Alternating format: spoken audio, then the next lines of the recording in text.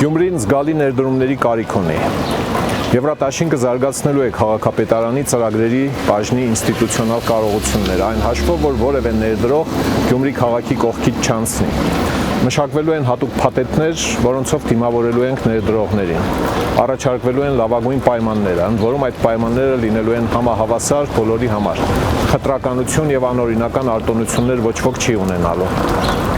Հարգելի համաքաղաքացիներ, կոչ եմ անում մասնակցել Գյումրու ավականու արտահերթ ընտրություններին եւ քվեն տալ Եվրատաշինքին։ Քվեաթերթիկ համար 6։ Լավագույնը քաղաքին։ Հեքիաթ պատմելու ժամանակն անցել է եւ եկել է կործանելու ժամանակը։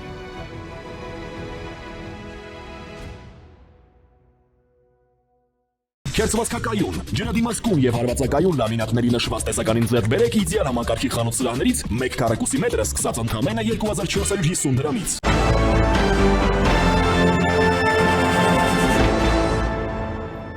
Ողջույն, դուք դիտում եք առաջին լրատվականը, ես Ժիրայր Ոսկանյանն եմ։ Վերջին օրերը բավականին հարուստ են իրավապահ համակարգերի ներգրավվածության եւ գործողությունների իմաստով։ Ազգային ժողովում էր գլխավոր դատախազը, որը ներկայացնում էր միջնորդագիր, որպեսզի խորհրդանը համաձայնություն տա падգամավորներ Տարոն Մարգարյանին եւ Հովիկ Աղազարյանին падգամավորական անձեռնմխելիությունից զրկելու եւ քրեական վարույթ հարուցելու վերաբերյալ։ Ինչպես գիտենք, Գյումրիում է սպասվում հավաքանու արտահերթ ընտրություն մարտի 30-ին եւ ընդհանրապես արդեն նախորդային առավոտվանից իրավապահ համակարգերը հիմնվելով տարատեսակ ձայնագրությունների վրա, որոնք հրապարակել էր հակակոռուպցիոն կոմիտեն, պնդում էին մասնակիցները, տարբեր դաշինքներ, կուսակցություններ, ուժեր, անհատներ, փորձում են գյումրեցիներին կաշառել։ Գործողություններ իրականացվեցին, ձերբակալվեցին անձինք։ Իրավապահների գործողությունների մասին ենք խոսելու իրավապաշտպան Նինա Կարապետյանցի հետ։ Ողջույն Տիկին Կարապետյան, շնորհակալություն մեզ միանալու համար։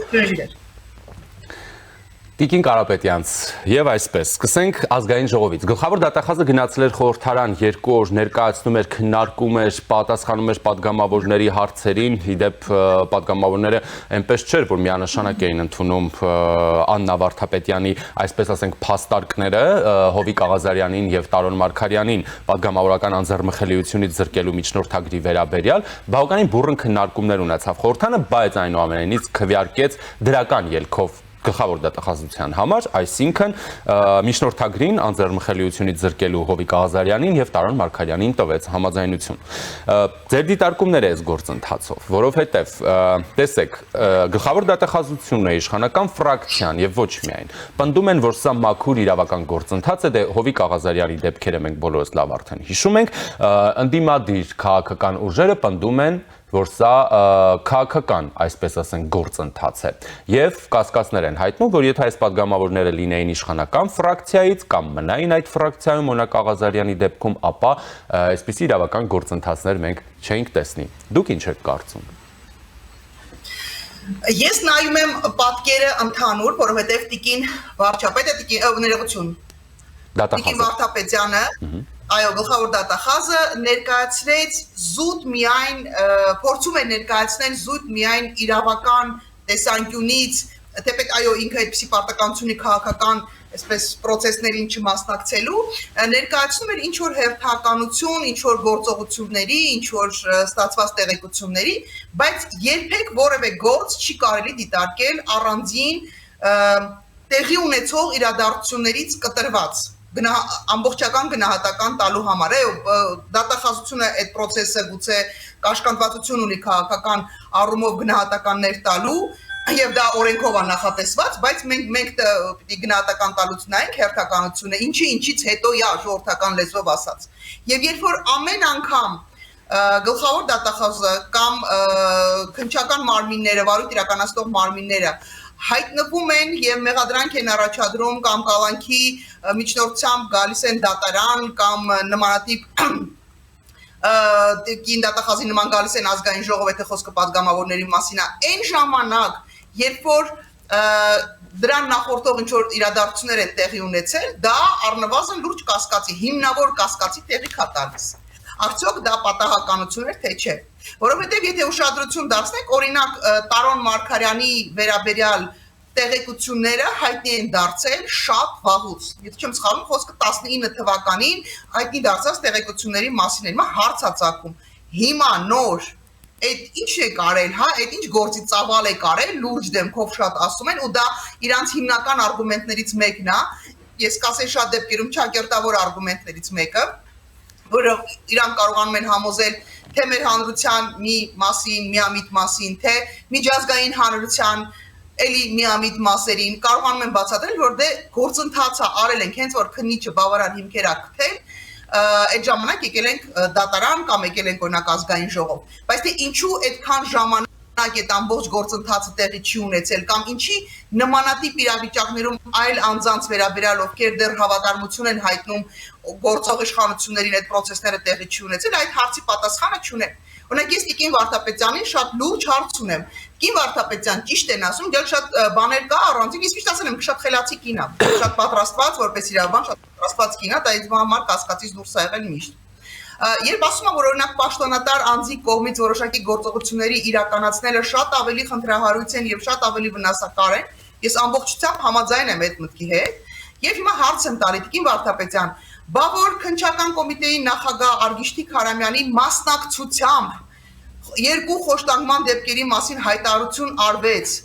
մարդը արդարադատության լայն իմաստով համակարգի կարևորագույն առանցքային դերակատարներից մեկն էր։ Ինչ քայլեր արեցիք այսպիսի արագությամբ գործընթաց սկսելու, ավարտին հասցնելու, դատարան դիմելու, չգիտեմ, խափանման միջոց ընտրելու, ինչ որ մի բան արել եք, թե չէ։ Թե էլի սպասում եք այնքան, իմիջիայլոց ասեմ, խոշտանգում հոդվածը ինքը բան չունի, վաղեմության ժամկետ չունի, այնպես որ պարոն Քյարամյանը շատ արխային թող չլինի։ Այնուամենայնիվ ինչ որ պահի, երբ որ պարոն Քյարամյանը այլևս այս իշխանություններին պետք չլինի կամ խնդիր առաջացնի այս իշխանությունների համար, խոշտանգում հոդվածը դա հավերժ է, դա ժամանակով սահմանափակված չի, այնպես որ պարոն Քյարամյան ձեր վրա էլ ունեն այդ կամպրոմատը, այսպես ասած ճակերտավոր կամպրոմատ չի, որտեղ օդում պատտվող լուրերի համաձայն առնվազն 2 հոգի բացահայտ հայտարարել են, որ պարոն Քյարամյանը մասնակցել է խոշտանգման process-ներին։ Եվ այսպես լինելու է յուրաքանչյուրի հետ։ Եվ երբ որ վարչապետի հայտարարությունից հետո կամ շրջանառվող լուրերից հետո կամ ինչ որ այսպես քաղաքական պահանջներ կամ քաղաքական նպատակարարությունից ելնելով ինչ որ գործողություններ չեն ենթարկվում ինչ որ խումբ մարդիկ, ինչ որ առանձին անհատներ, մենք տեսնում ենք քրեական գործերի տեղատարապ եւ տենց բուրըն քննարկումներ, թե սա շատ լուրջ իրավական process է, ոչ մի իրավական process-ը ստեղ չկա։ Իրավական առումով անշուշտ կան հիմքեր, գուցե կան հիմքեր, բավարար հիմքեր պատասխանության ենթարկելու։ Ամբողջ հարցը հետեւյալի մեջ է. ինչի են հենց հիմա սկսվում այդ process-ները։ Նույն հարցը ես տվել եմ, ինչի էր մոռանում եմ անդատանունը Վանաձորի քաղաքապետ Ասլանյան էր ազգանունը։ Ասլանյանի վերաբերյալ ինչի գործը սկսեց ես որ անհիշելի ժամանակներում տեղի ունեցած իրադարձությունների մասին գործը սկսեց մենակ այն ժամանակ, երբ որ ԿՊ-ն պարտվեց։ Ալավերդիի դեպքերը ինչի տեղի ունեցան, Գյումրիի քաղաքապետը եւ այդ հարակից իրանց խմբակները ինչու դիմեցին հրաժարականի հարցածակում, չէ՞, սա լուրջ հարցեր են։ Ինչու հենց հիմա եւ ինչու տենց խմբակային բոլորի խիղճը արտնացավ, բոլորի ինքնագիտակցությունը բարձրացավ, իսկ միգուցե ճնշումներ կան, այն ճնշումները, որոնց մասին շրջանառության մեջ դրեցին տարբեր ուժեր։ Հենց իրենք ճնշվողները մեծ մասամբ խուսափում են դրանց մասին խոսելուց, որովհետև նենց չի, որ իրանք բարի պտուղ են, նենց չի, որ իրանք խնդիրներ չեն առաջացրել, այնպես չի, որ իրենք հակաօրինական գործողություններ չեն արել եւ չէին կարող պատասխանատվության երբևիցե ենթարկվել։ Խնդիրը ժամանակի մեջ է, երբ է ընտրվում պատասխանատվության ենթարկելու ժամանակը։ Եվ այո, ես էլ եմ կարծում, որ Աղազարյանի մասով, Տարան Մարգարյանի մասով գուցե հենց այդ շոուի բանն է, հա, այն հատիկ կոպեկ առ կոպեկ մի հատ էլ շոուի շարունակությունն է պետք ապահովել, մանրամասները դեռ չգիտեմ, բայց Հովիկ Աղազարյանի մասով Աղազարյանը չի ենթարկվել Նիկոլ Փաշինյանին եւ պիտի պատժվեր։ Եթե չենթարկվեին Կարեն Անդրեասյանը SMS-ը իգիտություն չընդուներ ու հրաժարական չտար, թեպետ ես համարում եմ, որ այդ գործողությունը իդեպ էլի նորից Տիկին Վարդապետյան հակասահմանադրական գործողություն է եղել, սահմանադրական կարգի տապալում է եղել, Տիկին Վարդապետյան սահմանադրորեն անկախ մարմնի ղեկավարին կառավարության ղեկավարը SMS-ը ուղարկին հորդորել է աշխատանքից դուրս գալ ու մարդը դուրս է եկել աշխատանքից։ Դուք հասկանում եք, որ այս սրա կապակցությամբ դուք պիտի քրեական գործեր հարուցացնեիք, եթե ուզում եք տպավորություն թողել, որ դուք իսկապես անաչառ, անկախ, տենց սահմանադրական մարմին եք։ Եվ եթե այս ամեն ինչը չկա, եթե Քյարամյանի վերաբերյալ չկա գործ, Նիկոլ Փաշինյանի վերաբերյալ չկա գործ, էլի բազմաթիվ անձանց վերաբերյալ, Ալեն Սիմոնյանի վերաբերյալ չկա գործ, հետեւաբար սա ըստ նպատակահարմարության, սա գործընթաց է, որը որ կոչվում է ընտրովի արդարադատություն։ Սա անգամ անվանում ունի ու դա զուտ հայկական բացահայտում չի։ Սա ամբողջ աշխարհում ընդունված, որովհետև մենք առաջինը չենք, ովքեր աննախադեպ հայտնագործություն են արել, որ արդարադատությունը կարելի է օգտագործել ըստ նպատակահարմարության։ Շատ լավ։ Նաև բնականաբար պետք է խոսենք Գյումրիից։ Դուք հիշեցիք օրինակ նույն Վանաձորը, հա, Մամիկոն Ասլանյանի գործը հիշեցիք եւ կարծում եք, որ դա ժամանակը կամ ժամանակամիջոցը, որը ընտրվում է, հենց դա է խնդրահարույց։ Առաջնային այս դեպքում շատ խնդրահարույց է։ Օրինակ Գյումրիի դեպքերը եւս համարում եք, այսպես ասենք, ասլանյանական տրամաբանությամբ շարունակվող խնդրահարույց ժամանակում իրականացված օպերացիաներ։ Գյումրիի քաղաքապետը եւ ավականու անդամների այդ ֆրակցիան ասենց միաժամանակ ինքնամոռաց դիմումներ գրեցին, հրաժարվեցին իրենց մանդատներից, որքանով որ ես եմ հիշում, հուսամ ճիշտ եմ հիշում։ Այո, եւ դա ոչ մի բացատրություն, որ ըստ էության նորմալ ողջամիտ բացատրություն չտվեց, թե ինչ տեղի ունեցավ։ Այնինչ շրջանառության մեջ է, որ բազմաթիվ քրեական գործեր էին հարուցվել եւ պատրաստում էին հարուցել տարբեր անձանց վերաբերյալ։ Նորից ես կասկածի տակ չեմ դնում, չխախտելով նաև մարդկանց անմեղության կանխավարկածը, կասկածի տակ չեմ դնում, որ տարբեր մարդիկ, ովքեր տարբեր ժամանակներում պաշտոններ են զբաղեցրել, ունեն հիմքեր այս մարդկանց պատասխանության ենթարկելու, ավելին ասեմ, պարտավորություն ունեն այս մարդկանց պատասխանության ենթարկելու։ Ամբողջ խնդիրը թե ինչ մեխանիզմ է օգտագործվում եւ ինչ ժամկետներ են օգտագործվում process-ները ըստ իշխանության նպատակահարմարության օգտագործելու համար։ Եվ այո, ես կարծում եմ, որ Գյումրիում եւս ընտրությունների հրաժարվելը քաղաքապետի եւ իր ավականու անդամների կողմից դա շատ առնվազն կասկածելի էր։ Տեսեք, բայց օրինակ, եթե կասկածելի գործողություններ են իրականացվում, այսինքն ինչպես օրինակ դիմությունն է բնորոշում կամ հենց այդ դաշինքների կամ ուժերի ներկայացուցիչները նախորդային բանավեճին էլ չէ բնորոշում են, որ սա քաղաքական հետապնդում է եւ իշխանությունը որոշում է չեզոքացնել, այսպես ասած, իր հակառակորդներին քաղաքական եւ այլն։ Ապա ինչու օրինակ գնում հասնում են գործը այդ պահին կալանքի կամ այդ միջնորդությունները մեկ էլ մերժվում են։ Օրինակ, հակակոռուպցիոն դատարանը մերժեց Մարտուն Գրիգորյանի ղեկավարած մեր քաղաքադաշինքի շտաբի անդամ Սուրեն Գասպարյանի նկատմամբ վարչական հսկողություն իրականացնելու քննչական մարմնի միջնորդությունը։ Այսինքն, եթե իշխանությունը նպատակադրված է, հիշեցնեմ, որ հակակոռուպցիոն կոմիտեն ասել է, որ 8 անձ է ձերբակալվել ընտրակաշառք տալու, ստանալու ընտրության ժամանակ բարեգործության արգելքը խախտելու մեղադրանքներով, ձերբակալվածներից 3-ը տվել են խոստովանական ցուցմունքներ։ Եթե իշխանությունը նպատակ ունի քաղաքական հետապնդում իրականացնել, ճնշել իր քաղաքական այլախոհներին եւ այլն, ապա ինչու դա այսպես ասենք շղթայական չի հասնում մինչև վերջ։ Ինչու է գնում օրինակ միջնորդության պահը կալանավորելու կամ կալանքի տեսակ ընտրելու եւ մերժում է այսպես դատարանը, հա, եթե ի սկզբանե այդպիսի քաղաքական որոշում կա։ Տարբեր պատճառներ կարող են լինել։ Մի կողմից կարող են վարույթ իրականացնող, որտեղ շատերի համար մենակ դատարանի գործոնն է երևում, որտեղ դատարանը մեզ համար ամենատեսանելի մատչելին է։ Շատերը չեն տեսնում եւ չեն կարող տեսնել օբյեկտիվ պատճառներով, որովհետեւ նախաքննությունը ինքը գաղտնիության process-ում է իրականացվում, իրանք չեն կարող տեսնել նախաքննության մարմինն ինչ է անում։ Արդյոք նախաքննության մարմինը բավարար նյութեր է տվել դատավորին, որպեսզի դատավորը կարողանա կալանավորի։ Որովհետեւ բոլորը մեղադրում են դատավորին։ Ոչ մեկ չի ասում վարույթ իրականացնող մարմինն ու դատախազը ինչ են բերել դատավորին տվել, այդ դրա հիման վրա կարելի է մարդ կալանավորել։ Թե չէ։ Թե դատավորը պիտի խաղալիք լինի, ինչ ճմրթած թուղթ բերեցին, պիտի հաստատի ու ճանապարհի։ Մենք չգիտենք, որտեվ կալանքը ինքը փակ է, եթե այլ նիստերով կարող ենք մասնակցել, հետևել կամ ինչ որ տեղեկություններ փորձել հայթայթել այստեղից այնտեղից ընկերներից անձնների միջոցով, կալանքի մասով չես կարող դա անել եւ ոչ մեկ չի կարող ձեզ ասել, բավարար հիմքեր բերեն են թե չէ։ Այդ առաջինը, երկրորդը այնուամենայնիվ դատական համակարգի վրա ասել, որ ամբողջական այսպես բան ունեն, վերահսկողություն ունի իշխանությունը, դա էլ ճիշտ չի լինի։ Կան այնուամենայնիվ դատավորներ, որոնք որ հասկանում են, գիտակցում են եւ դա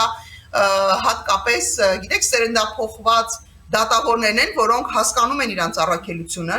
Ես ամենայն հարգանքով բոլոր պարկեշ դատավորներին, անկախ տարիքից ու սեռից մնացածից, բայց այնուամենայնիվ երիտասարդ դատավորների մեջ կան տենց մարդիկ, ովքեր խիզախություն են ցուցաբերում ու չեն համաձայնվում խաղի կանոնների հետ։ Ում թոշակին չի մնացել 3-4 տարի, ու իր համար կարևոր է լիշ մնա այդ պաշտոնում, որ իր թոշակը բարձր լինի, այդ մարդկանց համար պրինցիպիալնի հարց է։ Ինքը իր արժանապատվության, իր, ինչ ասեմ, մասնագիտական կարևորությունը, իր զբաղեցած պաշտոնի կարևորությունը մարդը գնահատում է, կարևորում է, ինքը ուզում է փոփոխություն անել։ Նու բոլորի մասին չի խոսքը, որտեղ այնտեղ էս մարդիկ կան, որ մարդը ամանչում է, որ ասի թե այս մարդը մեր դատական համակարգից է։ Մի խոսքով տարբեր պատճառներ կան, ինչու միջև վերջ տրամաբանական ավարտին չի հասնում, որովհետև մի կողմից, այո, կարող են ձևական առումով տպավորություն ստեղծել, որ ինչ որ process-ա տեղի ունեցել, ինչ որ բան, չեմ պնդում, եղել է կաշառք բաժանել թե չէ, որտեղ տեղեկացված չեմ։ Բայց ընդհանուր բնույթի process-ը հետևյալն է։ Մի sense բան են անում, սարուտ են խփում, հասարակության մոտ տպավորություն է ստեղծում, որ հենց տեսեք, ես ինչ արեցին։ Գալիս է վարույթ իրականացնող մարմին, կներեք քննիչնել բան չի, էլի խաղալիք չի, հիմա հասկացանք օթից ապացույցներ հավաքել, չեղած բաները ոնց պիտի հավաքեն, հա, ոնց պիտի հիմնավորեն, կամ չեն ուզում հիմնավորել, որովհետև հետաքրքրված չեն միջև վերջ տրամաբանական ավարտին հասցնելու։ Ձեզ կարող եմ բերել, ես ասեմ, բազմաթիվ գործերով ունեցել են գործեր, որոնցով, չգիտեմ, 30, 40, 50 հատոր քրեական գործ ա եղել, այդ քրեական գործից որպես լուրջ ինչ-որ աշխատանք հիմնավորում ապացույց կարող էր հանել մի հատորը։ Մի հատորով կարող էին բավարարվել, որտեղ հիմքերը այդքան են։ Մնացածը տեղեկանք ստեղից, ոչ մի բանի մասին, չգիտեմ, գրություն ստեղից, գրություն դեղից, զուտ տպավորություն է ստեղծում, որ 100 հատոր գործ են բան արել, նախապատրաստել, այդ սրիկա դատավորն համարձակվել է 100 հատոր իրանց բերած գործի վրա մեղադրական դատավճիռ չկայացնելու, այնինչ այդ 100 հատորի մեջ կարող ասկի մի հատորն էլ բանի պետք չգար։ Այնպես որ ինքը շատ ավելի բարդ է գործընթացը, իսկ հասարակության համար տեսանելի է մենակ այդ վերևի այդ այսբերգի փոքր հատվածը, որտեղ կարելի է գտնել մի հատ դատավորի, որի աշխատանքը քիչ թե շատ ավելի տեսանելի ու մատչելի է ու դարձնել իրան թիրախ։ Թե ինքը դիմադրում է, չգիտեմ, այս իշխանությունների, վարչապետի վեհ գաղափարներին, բարեփոխումներին, ինքը տենց, չգիտեմ, նախկինների նախկինն է եւ սատարում է եւ հանցագործություններ է անում։ Խոսքով ծանր դեպք է։ Տիկին Կարապետյանց, այդ դեպքում ինչպես պետք է օրինակ համակարգը վարվի, օրինակ վստահ եմ դուք լսել եք այդ ձայնագրությունները, որոնք հրապարակեց հակակոռուպցիոն կոմիտեն նախորդային վաղ առավոտյան եւ արդեն իսկ դրան գրեթե զուգահեռ գործողություններ սկսվեցին հանրապետության երկրորդ քաղաքում, մեր քաղաքը, Մայր Հայաստան եւ այլն այս դաշինքների նկատմամբ, ապա ինչպես պետք է արձագանքել, հա, որովհետեւ մենք գործ ունենք իսկապես լրջագույն այսպես ասենք ենթադրյալ հանցագործության հետ մարդկանց կաշառել։ Ես արդեն եմ բանը խոսելու։ Սիրայր ջան, նայ։ 7-րդ տարին է նույն բանն եմ ասում։ 7-րդ տարին է ասում եմ, որ մենք պիտի անցնենք լուստրացիայի process-ը, հասկանում եք։ Մարդիկ ովքեր ներգրաված են եղել բաների ընտրությունների կեղծման process-ում, իսկ դրա տվյալները, չգիտեմ, անսահմանափակ են էլի։ Ովքեր ներգրաված են եղել տարբեր հանցավոր process-ների մեջ,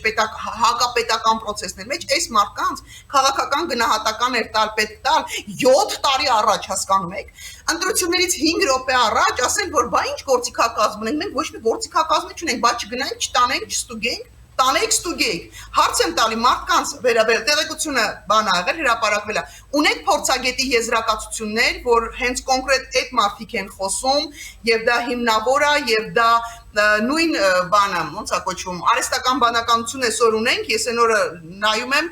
մարդիկ, ովքեր երբեք օրինակ չինարեն չի խոսացել, իմ ծանոթներից մեկը չինարեն շատ վարժ իր ձայնով, իր առոգանությամբ, իր անգամ բաներով, սխալներով արտասանության մեջ տեքստ է ու ես տեքստ բան էլի զվուկ է ու ես ասում եմ դու չինարեն որտեղից գիտես, ասում եմ որտեղից գիտեմ բանը, կատակով սարքել ենք բան, էլեկտրոն բան արհեստական բանականությունը։ Մենք այսօր ժամանակներում ենք ապրում, որտեղ մեր այդ մոլորության մանիպուլյացիայի հնարավորությունը տիեզերական մասշտաբի ասեմ, մենք երբեք այսպիսի խնդիր չենք ունեցել։ Եթե սրանից 5, 10, 15 տարի առաջ քիչ թե շատ կարելի էր շատ ավելի, ինչ ասեմ, վստահ լինել, որ եթե տեսանյութը, եթե ձայնագրությունը դա մարդուն հենց այս մարդու մասին է խոսքը, մենք այսօր լուրջ խնդիրներ ունենք, այդ թվում նաև արհեստական բանականության հետ կապված։ Հիմա նորից եմ ասում, դու չես կարող ընտրություններից 5 րոպե առաջ ոչ մի բան չարած, ոչ մի բան չբարեփոխած պայմաններում, լուստրացիա չարած պայմաններում կանգնես ասես, բա ինչ անենք, բա չարձագանքեք, արձագանքեք, ընկեր ջան, 7 տարի առաջ արձագանքեք։ բան ստեղծեիք, հանձնաժողով ստեղծեիք, հատուկ հանձնաժողով ստեղծեիք, որը լուստրացիայի պայմաններում թույլ չէր տա, որ այն մարդիկ, ովքեր այսօր եթե առաջի դեմքով էլ չեն հանդես գալի, իրանց դեմքով էլ հանդես չեն գալի, բայց իրենց պրոքսիների, իրենց,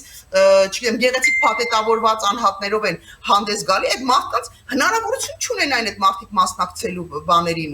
հովանավորելու հնարավորություն չունենային, ազդեցություն ունենալու հնարավորություն, չի կարելի ոչ մի բան չանել, կան լստել ասել, ախպեր, բա ինչ անենք։ Ոչ մի բան թողեք գնացեք թող գան նրանք, ովքեր որ ի վիճակի են դա անել, ովքեր հասկանում են այդ վտանգը։ Այդ հարատև վտանգը, որովհետև դա չի վերաբերվում մենակ այսօրվա Գյումրիի բան ընտրություններին, իսկ վաղը համապետական բաներին, ընտրություններին ինչ եք անելու։ Էլի սավին կալանավորելու եք տանելու եք։ Դենց ո՞ս կլինի, այդ ինչ հարցի լուծումը։ Ջղայնացրեցիք է։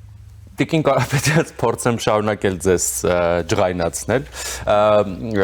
Վարդան Ղուկասյանը Գյումրիի օրինակ նախկին քաղաքապետ եւ արդեն արտահերթ ընտրություններում առաջադրված ավականու անդամ, որը գլխավորում է ցուցակը եւ էլի հավակնում է դառնալ քաղաքապետ,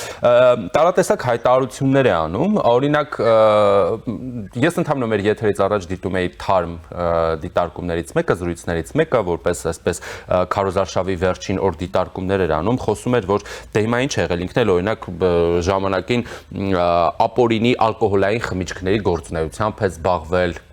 ասում է իմ հետևից ով ընկնի, ես նրան խոստանում եմ, որ նա երբեք լավոր չի ունենալու, հայհոյում է գյումրեցիների մի խմբի, հա, այսպես տարատեսակ հայհոյանքներ օգտագործելով, ու այսպես շարունակ, հիմա որ այսպես թվեմ, ցավոք մեր եթերաժամանակը չի հերիքելու, հա, իսկ այսպիսի դեպքերին ինչպիսի արձագանք օրինակ պետք է լինի։ Մարդը հենց նոր ես լսում եմ այդ զրույցը եւ ասում է, որ ես այո, զբաղվել եմ, ինչ կա դրանում, զբաղվել եմ, լավ եմ արել, տղա ես կարող ես զբաղվել, այսպես ասած, իր բառերով, հա, ալկոհոլային խմիչքների ապօրինի արտադրությամբ եւ այլն։ Եվ լռություն, որևէ արձագանք սրան չկա, թե նորմալ է որ չկա։ Նորից պիտի վերադառնամ, ասում եմ, давайте вернемся к нашим баранам, հա, մեր ոչխարներին։ Ինչպես ասում են ֆրանսիացիները, դա սխալ չընկալվի։ Ֆրանսիական արտահայտությունը։ Լուստրացիան, Ժիրայր ջան, լուստրացիան 7 տարի առաջ Վարդան էր, չէ, Վարդան Ղուկասյանը նոր է մեյդան ընկել, Վարդան Ղուկասյանի հանճարեղ գործունեության մասին նոր են գլխի ընկել, նոր են հասկացել, նոր են տեսել, գնացեք գյումրեցիներին հարցրեք, բայց ես այստեղ երկրորդ հարցը կտամ, բա Վարդան Ղուկասյանի այդ ապօրինի գործողությունները իրականացնելու ժամանակ, թե որպես քաղաքի լավ տղա, թե որպես, չգիտեմ, քաղաքապետ, երբ որ զանցանքներ արել, ենթադրյալ հանցագործություններ արել, կոռուպցիոն ինչ-որ բաների, ենթադրյալ կոռուպցիոն ինչ-որ բաների մեջ ներգրաված եղել։ Մենք դատախազություն չենք ունեցել, մենք ոստիկանություն չենք ունեցել, մենք հնչական մարմին չենք ունեցել, մենք ոչ մի բան չենք ունեցել, բա ինչի գնահատական չեն տվել։ Բա երբ որ դու գնահատական չես տալի, երբ որ դու լուստրացիա չես անում, երբ որ դու բարեփոխում չես անում, այս մարդը պիտի գա կոմունիստական կուսակցության շրջանակներում փորձի վերադառնալ, այնպես ուրիշ կուսակցություն երևի չի մնացել։ Որոշի վերադառնալ, բայց սա սխալ է, մենակ իրան ենք բանանում, թիրախավորում։ Ճիշտ է, ինքը շատ տենց կալարիտնիկ կերպար է, բայց սխալ է մենակ իրան թիրախավորելը։ Մնացած բոլորի հետ կապված, բոլոր ժամանակների, բոլոր այսպես ոչ պատշաճ վարքագիծ դրսևորած մարդկանց հետ կապված ոչ մի գնահատական, տեսեք, խոսքը չի գնում նրա մասին, որ բոլորին պիտի դնեին պատի տակ ու սենց ճանապարհային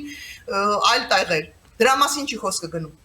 Առնվազն գոնե այն բոլոր մարդիկ, ովքեր հավակնություն էին ունենալու զբաղեցնել որևէ պաշտոն, օժեկի պետից սկսած մինչև գլխավոր